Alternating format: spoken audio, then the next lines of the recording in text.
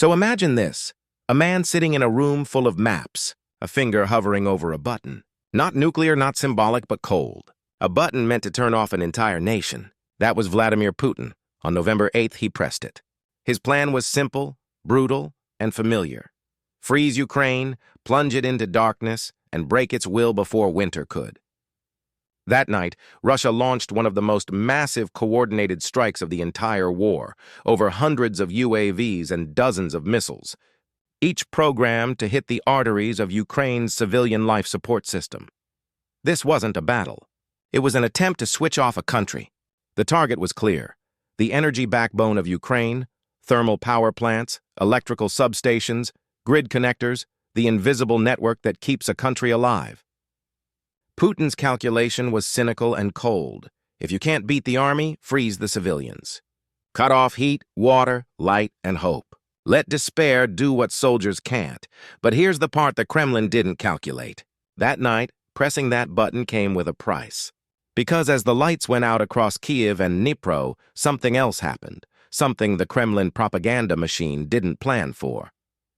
Russia's own grid went dark.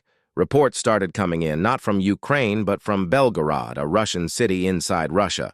The story was almost poetic in its symmetry. As Putin tried to freeze Ukraine, his own people were suddenly freezing too.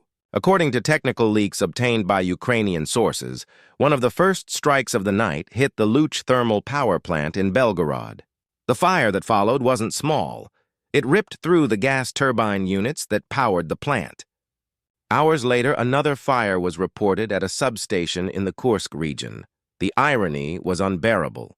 The country trying to turn off someone else's heat had just lost its own. Over 20,000 subscribers, meaning households, businesses, entire neighborhoods, went dark. Multiply that by a few, and you're talking tens of thousands of Russians suddenly sitting in darkness, without heat, without signal, without warning. Governor Vyacheslav Gladkov tried to contain the panic. He went on his official channel to reassure people that Russia's air defense systems had successfully shot down all enemy targets. But minutes later, he admitted that yes, the Luch power plant had been hit, and yes, Belgorod and nearby Dubovoy had gone dark. So which is it? All targets destroyed, or no power in your city? You can't have both. Let's be honest. Falling debris doesn't shut down a gas turbine complex the size of a football field. It doesn't plunge 60,000 citizens into total blackout. And it doesn't start industrial-scale fires across two regions simultaneously. What happened that night wasn't debris. It was exposure. The myth of invulnerability shattered. The supposedly impenetrable air defense system failed. Not in Ukraine, at home. This was the moment the war turned into a mirror. And the reflection staring back at Russia wasn't the mighty superpower it imagined, but a frightened, flickering image of its own vulnerability. The timing couldn't have been worse. Early November. Temperatures dropping. The same week, state media was boasting about how Ukraine would soon freeze. Instead, the only people actually freezing that night were in Belgorod and Kursk. For the first time since this war began, the Russian people got a glimpse, a small, cold taste, of the reality they'd been watching from a safe distance. The war had finally come home. Governor Gladkov blamed falling fragments of intercepted targets. Debris. How convenient. Because, of course, the debris just happened to fall directly onto a thermal power plant, one of the city's main energy arteries, and somehow managed to disable the gas turbine units that powered half the city. What are the odds? Mathematically speaking, none. That's not debris, that's impact. That's precision, but you can see the logic of the lie. It's the Kremlin's oldest reflex. If the truth is too humiliating to say out loud, invent something ridiculous and hope people are too cold and tired to question it. Except this time, people did question it. Because when your city goes dark, when you can't call your family, when the heat cuts out, when your fridge goes silent, debris doesn't explain anything. It insults you. And that's where the boomerang came back. This was supposed to be Ukraine's suffering, their winter of darkness, their hospitals, their traffic lights, their freezing apartments. But instead, it was Belgorod. Tens of thousands of people sitting in pitch-black silence, watching their own government recycle the same propaganda lines it used to mock Kyiv for last year. This was Putin's war coming full circle. Within minutes of the blackout, traffic across Belgorod collapsed. No traffic lights, no control systems. Police officers were forced into the streets, waving flashlights, trying to direct intersections by hand, while the sound of air raid sirens echoed above them. Imagine that, a war zone inside Russia where the defenders are cops holding flashlights in the dark. Ambulances stuck in gridlock, fire trucks crawling through intersections, dispatchers shouting coordinates into radios that kept cutting out. This is what debris looks like when the system fails. Then came the second wave, the invisible one. The cold. Because the Luch thermal power plant doesn't just provide electricity. It provides heat, hot water, warmth for homes, schools, and hospitals. Shut that down in November in Western Russia, and people freeze. Simple as that. Within hours, the outage spread beyond the city limits. Dubovoye, smaller villages, outskirts, everything connected to that grid gone. Heating off, internet off, mobile networks flickering in and out. For tens of thousands of people, isolation became physical. You couldn't call your parents. You couldn't check if your child made it home. You couldn't even get a signal strong enough to load the news. And that's when fear becomes something else. Not panic, but paralysis. That quiet kind of terror where you realize no one's in control. Yet on television, Moscow kept repeating, everything is under control. The difference between that screen and that darkness, that's the distance between propaganda and reality, and that distance is getting wider every week. Because when the Kremlin tells people the war is far away, but the street outside your apartment is pitch black and freezing, you don't need Western media to tell you what's true. You're living it. This is the moment the illusion breaks. When the special operation becomes what it's always been, a war, not just in Ukraine, but in Russia. What happened in Belgorod that night wasn't just a power failure. It was a psychological shift. The first time in this war that ordinary Russians felt the same helplessness their neighbors across the border have lived with for 2 years. And that's what no propaganda can repair. You can rebuild a turbine. You can patch a hole. But you can't rebuild that first moment of doubt, the one that whispers, maybe they're lying to us. That's the boomerang effect. Putin tried to use darkness to break another nation's will, and that darkness came back for his own. Now imagine it. A city dark, completely. No lights, no noise, no motion. Only silence interrupted by sirens. That's not a technical failure. That's a civilization on pause. Because when electricity dies, everything else follows. Transportation, communication, health. Every part of daily life depends on that invisible hum of power. In Belgorod, when the Luch thermal power plant went offline, social life collapsed in minutes. Traffic lights off. Main intersections turned into chaos. Cars honking, drivers inching forward in total darkness. No GPS, no signals, no police coordination. Officers managing traffic manually, waving flashlights in freezing temperatures while air raid sirens wailed overhead. That's not control. That's desperation. And it only got worse. Ambulances trying to reach hospitals, fire trucks responding to alarms. A 5-minute drive now taking 25. Hospitals switching to backup generators to survive, but homes, schools, and apartment blocks didn't. Heating shut down, water pumps failed, refrigeration stopped. It's November. Temperatures near freezing. In Russia, that's not inconvenience, that's danger. The Luch plant isn't just a power station. It's a lifeline. When it fails, people feel it in their bones. Literally. That's what it means to weaponize winter, to make cold a form of punishment. And that night, it wasn't just Ukraine that felt it. It was Russia. Russia, because darkness doesn't care about borders. When Putin pressed that button, he unleashed something he couldn't control, a physical and moral recoil that reached straight into his own towns. Let's talk about communication. No power means no internet. No phone service, no banking, no ATMs. Those 60,000 people weren't just cold, they were cut off. No way to call relatives, no way to confirm who was safe or what was rumor. That's what fear looks like when it becomes isolation. And in that isolation, something breaks. Not infrastructure, but trust. Because the state that promised safety has vanished. The system that said, we control everything, can't even turn the lights back on. You can tell people whatever you want on TV, about Kyiv, about NATO, about the Nazis in Ukraine. But when your own child is shivering under a blanket and you can't boil water, those lies don't land the same way. This is how propaganda collapses. Not in a studio, not with a statement, but in the dark, when people realize no one's coming to fix it. And let's be clear, this wasn't a freak event. This wasn't one unlucky night. This was the second time the Luch power plant had been hit. According to reports from Pravda and RBC Ukraine, that same facility was attacked just a month earlier in October, meaning Ukraine didn't just find a weak spot, it proved that Russia never learned from the first hit.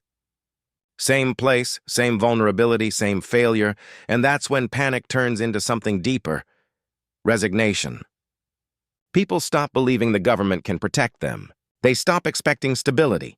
They start preparing for the next blackout because they know it's coming. And that's where Putin's 20-year promise starts to unravel. His unspoken social contract has always been simple: give me obedience, and I'll give you stability. Don't protest, don't question, don't resist, and in exchange, you'll have warmth, order, and safety. But that contract only works when the lights stay on. The moment they go out, literally and figuratively, people see what's been there all along: a hollow structure held together by fear, not competence, and that's what Ukraine just exposed. Not with slogans, not with propaganda, but with a precision strike that forced Russians to live what they'd ignored for years. This wasn't just a blackout. It was revelation by darkness. So let's talk about protection. Because for 20 years, that's been the one thing Vladimir Putin promised his people above all else. Not freedom, not prosperity, protection. You obey, he keeps you safe. That was the deal, the unspoken contract that underpinned his entire regime. And for 2 decades, it worked. The wars were always somewhere else: Chechnya, Georgia, Syria, Ukraine. Never at home, never in Belgorod, never in Kursk. Until now. Because this blackout, this chaos, this is what it looks like when that myth collapses. When the strong state can't even keep its own lights on, and how does the Kremlin respond to that? With denial, of course, and then with desperation. After the November 8th attack, we started hearing something unbelievable, something that would almost be darkly funny if it weren't so tragic. According to Russian military sources, newly recruited soldiers, teenagers, conscripts, rookies are now being ordered to guard Russia's oil refineries and critical energy facilities. Not with advanced air defense systems, not with radar, not with missiles, with AK-47s, rusty rifles. Think about that. On one side, Ukraine using long-range kamikaze drones guided by satellite, flying hundreds of kilometers with precision payloads. On the other side, a 19-year-old recruit handed a gun older than he is and told, "Look up at the sky and shoot." That's not defense. That's theater. That's desperation dressed as strategy. And Putin knows it. Because when a government starts deploying its rookies to guard oil terminals instead of fighting on the front, it's not just protecting infrastructure. It's protecting an illusion.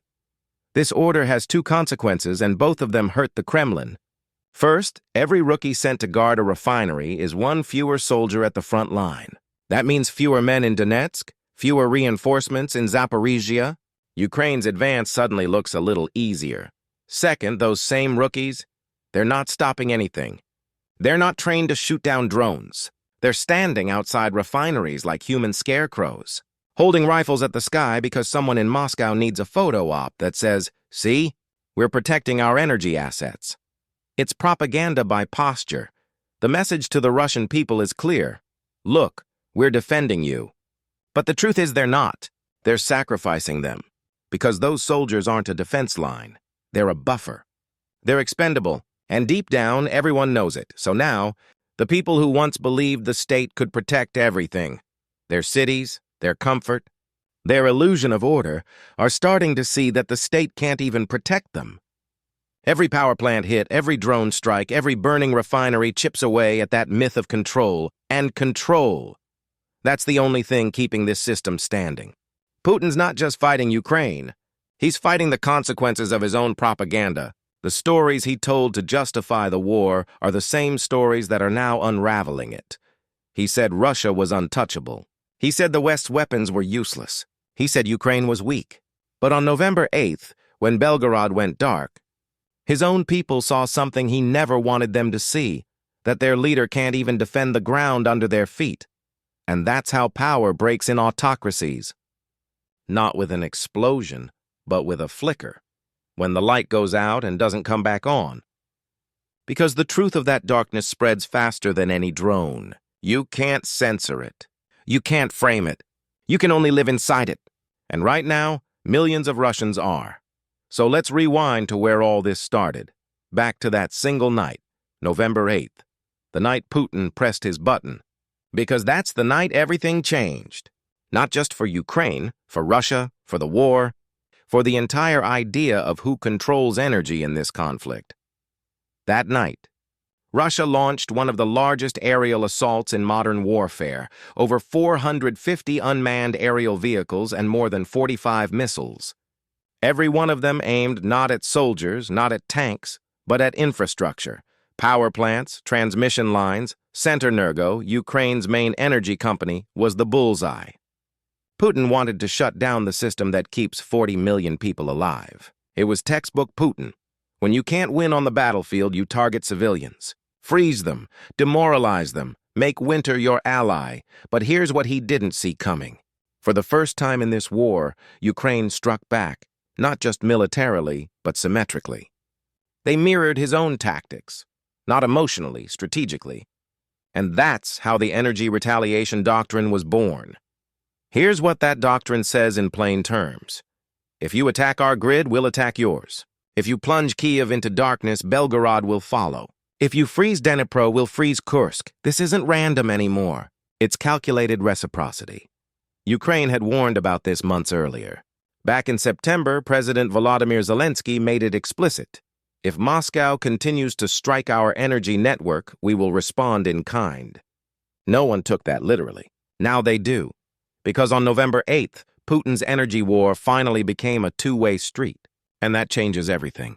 Until that night, energy was Russia's weapon, unilateral, economic, absolute. A form of blackmail. Cut the gas to Europe, bomb Ukraine's grid, control the temperature, control the world. But after November 8th, the monopoly on that weapon was gone. Ukraine found the weak point, and it wasn't just the pipelines or the substations. It was the illusion that Russia could act without consequence. Because now, every time Putin sends drones toward Kyiv, he risks losing another refinery, another power plant, another piece of his own infrastructure. This is what modern deterrence looks like. Not nukes, not treaties, but mirror attacks. You hit me, I hit you. Same night, same scale, same sector. It's not escalation. It's reflection. And that's why the Kremlin is panicking. Because the rules just changed. Ukraine isn't defending anymore. It's dictating the terms of engagement. What we're seeing now isn't random sabotage. It's an asymmetric energy war. A race to see whose network collapses first. And spoiler alert, it's not going to be Ukraine's. Because Ukraine, for all its suffering, has adapted. They've decentralized their energy system. They've learned to rebuild fast, reroute power, improvise under fire. Russia hasn't.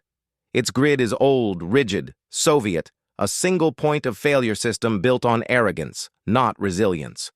That's why one hit on Luch TPP can paralyze half a region. That's why a strike on Belgorod can ripple all the way to Moscow's markets. And that's the irony that defines this war now. Putin's greatest weapon, energy, has turned against him. His blackout strategy has become a boomerang. Every time he tries to plunge Ukraine into darkness, he risks plunging his own people with it. So what happens next? Simple. Every future air raid, every missile barrage against Ukraine's grid comes with an invisible timer ticking toward a strike on Russia's. That's deterrence. 21st century style. Cold.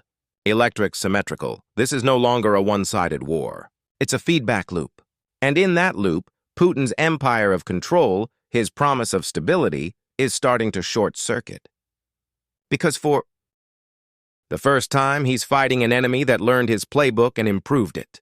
So after all this, let's ask the question that no one in Moscow seems willing to ask out loud. What happens when the darkness you send out into the world comes back?